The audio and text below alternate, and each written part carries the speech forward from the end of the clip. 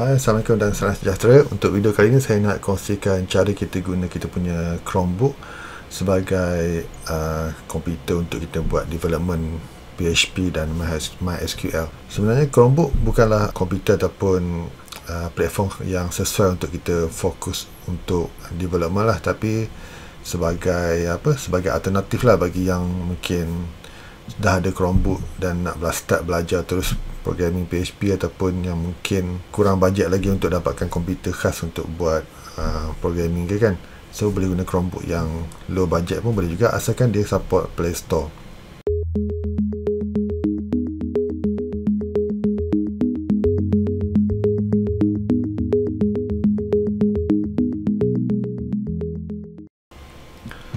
Okay, pertama sekali dalam kita punya Chromebook tu masuk ke Play Store. Lepas tu install dua apps dulu. Okay, pertama sekali install application ni, web server ni. Ni sebagai kita punya web server, ni saya dah install. Dan kedua, install application untuk File Explorer. Biasanya saya cadangkan ni lah, CX File Explorer, sebab dia free dan ringan lah. Mana-mana File Explorer pun boleh. Kemudian bila dah install, buka file Explorer yang kita dah install tu. Chromebook ni, dalam ni pun ada juga dia punya files manager ni kan. Cuma nanti kita akan guna dekat sini yang play files ni. Play files ni file yang dalam Android kita punya, yang digunakan oleh apps Android kita dalam Chromebook ni lah. So dia sama ada tulis sini play files ataupun Android file. So dekat sini pergi ke klik play file ni kan, dan pergi ke hujung ni 3 titik ni, klik show or play folder ni. Ok, kat sini dalam Chromebook dia akan tulis sini read only. So kita tak boleh nak buat folder kat sini. Sebab tu kita install yang tadi CX File Explorer tadi kan. Jadi kat sini kita next dulu. Saya tunjuk nak buat folder. So dia minta permission untuk ni, kita allow. Kemudian pergi ke main storage ni. Ni kita punya play file ni lah. Ini kita access melalui Android punya environment. Dan kat sini pun kita boleh view juga, tapi kita access melalui Chromebook. Untuk buat folder tu kita pergi kat sini, dekat yang CX File Explorer ni kan. Klik sini, kita buat new folder. Okay, folder ni untuk kita letak projek-projek PHP kita nanti. Jadi saya guna ni lah, letak nama apa pun tak apa, tapi saya letak yang familiar sikit lah, htdoc. Kalau yang biasa guna XAMPP, htdoc ni biasa tengok lah kan. So saya letak htdoc lah, senang bagi semua orang faham. So htdoc, bila kita dah buat dalam ni pun akan ada htdoc. Tadi kita tak boleh buat ni folder sini kan, sebab melalui Chromebook.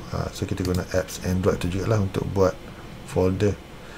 Jadi ala-ala dah kat sini, dalam CX Explorer ni saya buat juga satu folder projek PHP nanti. Kata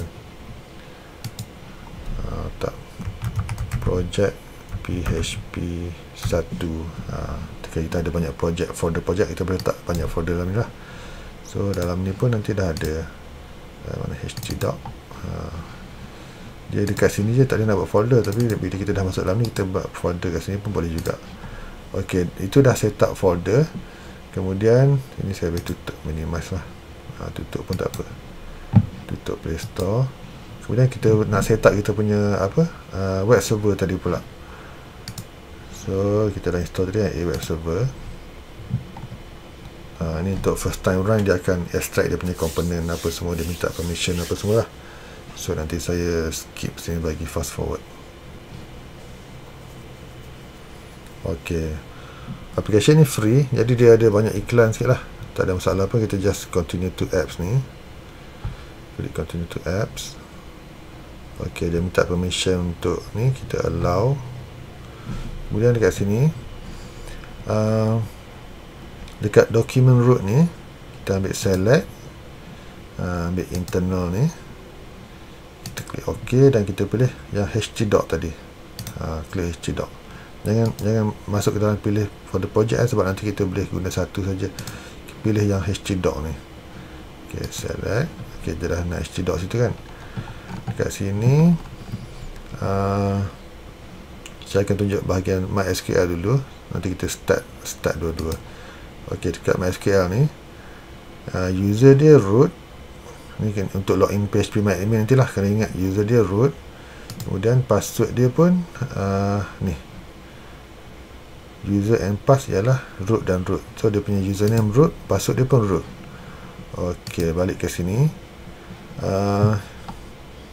Sini kalau boleh tik dulu yang PHP 8 ni, versi 8 untuk terkini sikit lah. Kita akan try start dulu. ok, bila dah set up semua, klik start. Kalau dia nak macam ni kan, arrow starting Apache ni kan, ni iklan ni tutup lah. Kalau dia nak arrow starting Apache tu, tukar kepada PHP 7. Try start lagi. ok, server running, dia akan naik alamat kat sini. Ini alamat kita kan. Ini kita punya address untuk kita preview kita punya laman web project tu lah. So kita boleh klik dekat sini, dia akan buka browser ni. Ini kita punya folder project tadi lah. Ini untuk web server punya. Kalau untuk phpMyAdmin pula, kita pergi ke database ni, klik start juga. Dia akan MySQL server running. Lepas tu kita boleh klik kat sini untuk buka phpMyAdmin. ok, dah boleh lah. So tadi apa, username dia root, password dia pun root. Try tengok. ok, alhamdulillah nak create database ke apa semua kan dekat sini. ok, kemudian untuk buat coding pula, kita boleh install application code editor yang dari Play Store ni pun boleh juga kan. Kita ada Play Store kan, so kita boleh install apps macam apa-apa code editor lah. Kita boleh search dalam ni, ada code editor punya application. Atau kita pun boleh guna VS Code juga, tapi yang versi online. Pergi ke laman web vscode.dev. so ini yang VS Code yang macam VS Code yang desktop punya, cuma versi online lah. So kat sini kita klik open folder. Pilih kita punya play files tadi, pilih htdoc, masuk dalam ni. Pilih kita punya project PHP tadi lah. Dia akan buka sini, kita view files, dan kita klik trust tak? Tak ada trust. Kalau dia timbul pop up minta suruh trust, klik trust lah. So kita ada project kat sini, right click, ambil, saya buat satu file contoh, index.php, save change, buka, try satu buka tag echo hello world, my first PHP project. Okay, save. Klik save. File save ataupun Ctrl S pun boleh lah. Ctrl S save kan. Kita pilih preview. Tadi sini pada PHP kan kita dah buat file index, dia akan buka kita punya ni. Tu zoom sikit. So dah boleh gunalah untuk kita punya project PHP. ok, alang kita dah buat kat Chromebook ni, kita juga boleh buat project, kita buat coding dekat kita punya Chromebook ni, dan kita ada sama ada kita punya phone ke tablet ke kat sebelah kan, untuk kita preview cepat. So kita boleh buat dua screen pun boleh juga lah. Kalau kita nak buka preview kita project tu dalam phone, pastikan Chromebook dan phone kita ni connect ke wifi yang sama. Dan dekat phone nanti buka, jangan guna address yang dia bagi ni.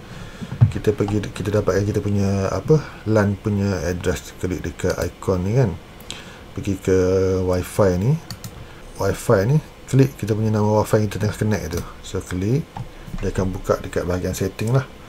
Scroll ke bawah, ambil sini IP address ni kan. Ini kita punya local IP address lah. Nanti dekat phone yang 100 sampai 14 ni ganti dengan IP address yang LAN ni. 80.8.8.0 tu kekal lah. So saya tag kat sini. Nampak tak? Saya tengok. ok, tu, so kita boleh letak kita punya phone ni dekat sebelah sambil coding, sambil refresh dekat sini kan, dekat phone. Dia buat dua screen lah. ok, bila dah habis coding, just stop lah. Kita punya ni stop service untuk Apache ni, dan stop untuk MySQL ni. So next time bila kita nak sambung, just start balik lah dua-dua benda ni. So tutup. ok, selesai. ok, harap dapat manfaat dan selamat mencuba. Jumpa lagi untuk video akan datang. Assalamualaikum.